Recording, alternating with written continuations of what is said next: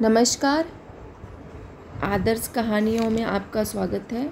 तो चलिए आज मैं फिर प्रस्तुत करने वाली हूँ एक नई कहानी और इस कहानी का नाम है कर्मों का फल। तो जैसे कि आप जानते हैं, बहुत सारे लोग सोचते हैं कि क्या अच्छे कर्म करके बुरे कर्मों का असर ख़त्म हो जाता है, क्या अच्छे कर्म करके बुरे कर्मों का असर ख़त्म किया जा सकता है। पर ऐसा कुछ भी नहीं है। जो कर्म हम करते हैं, चाहे अच्छा हो चाहे बुरा हो, दोनों कर्मों का फल, अगर अच्छा करते हैं तो अच्छा फल मिलता है, अगर बुरा करते हैं तो बुरा फल मिलता है। तो चलिए आज आदर्श कहानियों में से एक कहानी, आज कर्मों का फल, मैं आपको सुनाने वाली हूँ। तो चलिए स्टार्ट करते हैं। अगर आप मेरे चैनल पे नए हैं तो चैनल को लाइक और सब्सक्राइब कर लें। मनुष्य को ऐसी शंका नहीं करनी चाहिए कि मेरा पाप तो कम था पर दंड अधिक भोगना पड़ा, अथवा मैंने पाप तो किया ही नहीं पर दंड मुझे मिल गया। कारण कि यह सर्वज्ञ सर्वसमर्थ भगवान का ही विधान है कि पाप से अधिक दंड कोई नहीं भोगता, और जो दंड मिलता है वह किसी न किसी पाप का ही फल होता है। एक सुनी हुई घटना है, चलिए जो मैं आपको सुनाने जा रही हूँ। किसी गांव में एक सज्जन रहते थे। उनके घर के सामने एक सुनार का घर था। सुनार के पास सोना आता रहता था और वह गढ़ कर लोगों को नए नए तरह के डिज़ाइन बनाकर देते रहता था। ऐसे वह पैसे कमाता था। एक दिन उसके पास अधिक सोना जमा हो गया। रात्रि में पहरा लगाने वाले सिपाही को इस बात का पता चल गया। उस पहरेदार ने रात्रि में उस सुनार को मार दिया। सामने रहने वाले सज्जन लघु शंका के लिए उठकर बाहर आए ही थे कि उन्होंने देखा कि पहरेदार तो बड़ा सा बक्सा लिए हुए धीरे धीरे पैर दबाकर चल रहा है। तो उन्होंने पहरेदार को पकड़ लिया। तुम इस बक्से को कैसे ले जा रहे हो? तुम इस सुनार के इस बक्से को नहीं ले जा सकते। पहरेदार ने कहा, तुम चुप रहो, हल्ला मत करो, इसमें से मैं कुछ तुम्हें भी दे दूंगा और कुछ मैं भी रख लूँगा। सज्जन बोले, मैं इसे कैसे ले सकता हूँ, मैं तो चोर नहीं हूँ। पहरेदार ने कहा, देखो तुम समझ जाओ, मेरी बात समझ लो, मेरी बात मान लो, नहीं तो तुम्हें दुख मिलेगा। पर वह सज्जन माने नहीं। तब पहरेदार ने बक्सा नीचे रख दिया और उसने एक तरकीब लगाई। सज्जन के हाथों में उन्होंने वो बक्सा पकड़ा दिया और जैसे ही उनके हाथों में वो बक्सा रख कर जोर से वह सीटी बजाने लगा। पहरेदार की सीटी बजाते ही, सीटी सुनते ही वहाँ के और भी पहरेदार और सिपाही दौड़कर वहाँ आ गए। उसने सबसे कहा कि यह इस घर से बक्सा लेकर आया है और मैंने इसको पकड़ लिया। तब सिपाहियों ने घर में घुसकर देखा तो सुनार मरा पड़ा था।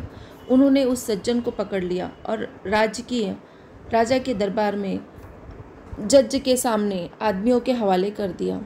सामने बहस हुई तो जज के सामने जब बहस हुई तो उस सज्जन ने कहा कि मैंने नहीं मारा सुनार को। उस पहरेदार ने ही, सिपाही जो पहरेदार सिपाही है, उसने मारा है उस सज्जन को और उस सुनार को। सब सिपाही आपस में मिले हुए थे। उन्होंने कहा कि नहीं, इसने मारा है, इस सज्जन ने उस सुनार को मारा है और सिपाही ने या पहरेदार ने सुनार को नहीं मारा है। मुकदमा चला। चलते चलते अंत में उस सज्जन के लिए फांसी का हुक्म हुआ। फांसी का हुक्म होते ही उस सज्जन के मुख से निकला, देखो ये सरासर अन्याय हो रहा है। भगवान के दरबार में कोई न्याय नहीं है। मैंने नहीं मारा सुनार को और मुझे दंड हो रहा है, और जिसने मारा है वो बेदाग छूट जा रहा है।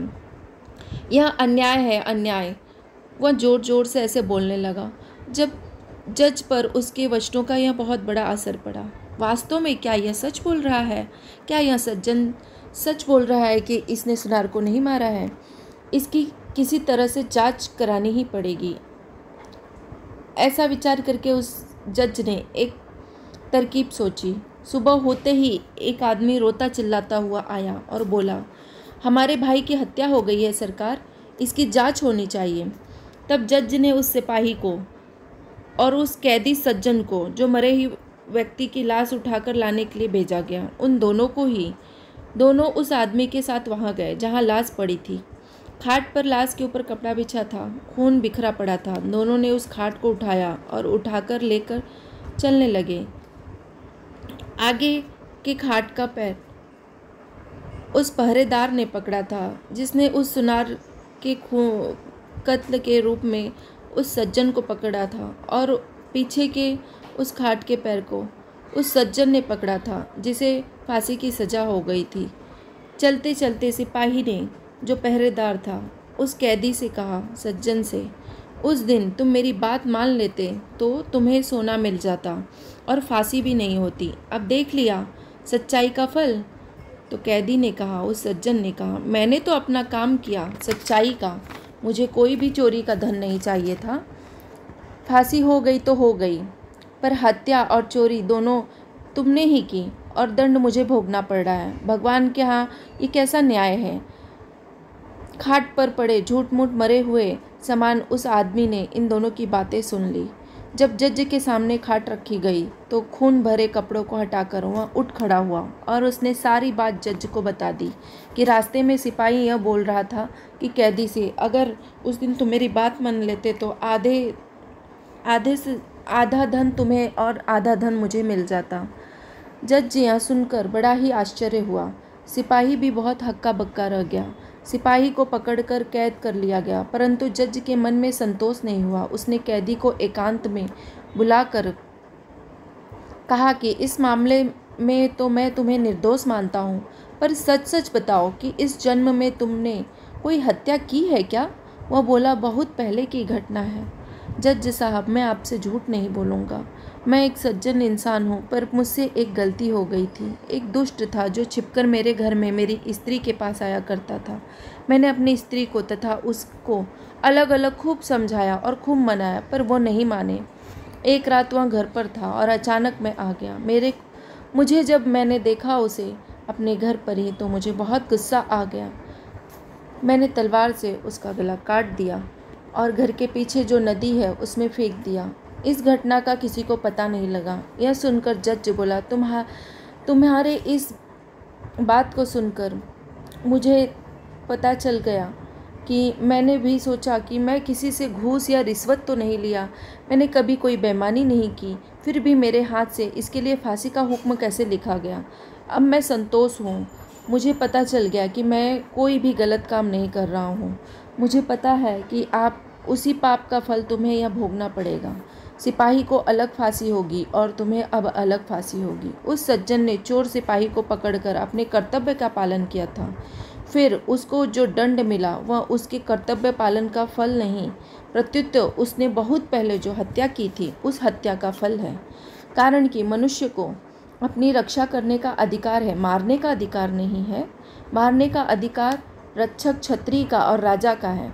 अतः कर्तव्य का पालन करने के कारण उस पाप हत्या का फल उसको यही मिल गया, और परलोक के भयंकर दंड से उसका छुटकारा हो गया। थोड़े में ही छुटकारा हो जाता है, थोड़े में ही शुद्धि हो जाती है, नहीं तो परलोक में बड़ा भयंकर ब्याज सहित दंड भोगना पड़ता है। इस कहानी से यह पता लगता है कि मनुष्य कब के किए हुए पाप का फल कब मिलेगा इसका कुछ पता नहीं है। आप अगर अच्छा कर्म कर रहे हैं तो आपको अच्छा फल मिलेगा, अगर आप बुरा कर्म कर रहे हैं तो उसका फल भी बुरा ही मिलेगा। भगवान का विधान विचित्र है। जब तक पुराने पुण्य प्रबल रहते हैं तब तक उग्र पाप का फल भी तत्काल नहीं मिलता। जब पुराने पुण्य खत्म होते हैं तब उस पाप की बारी आती है।